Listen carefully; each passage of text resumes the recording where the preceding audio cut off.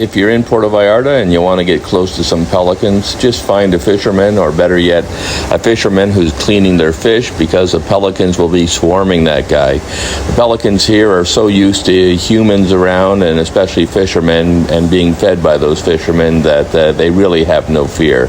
Just don't get too close because they might snap at you.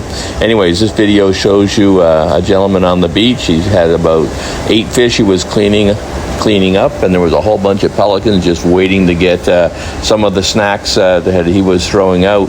Also, a few frigate birds were hoping to grab some as well, and they were circling the pelicans trying to grab something if they dropped a piece.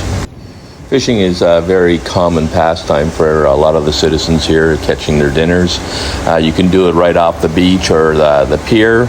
I don't see them catching too many big fish, but definitely catching some smaller ones, which they all seem to be taking home. The gentleman in question I talked to today was actually catching them and selling them to some of his friends. He said that's the way he was making his living right now. Anyways, hope you enjoy the video.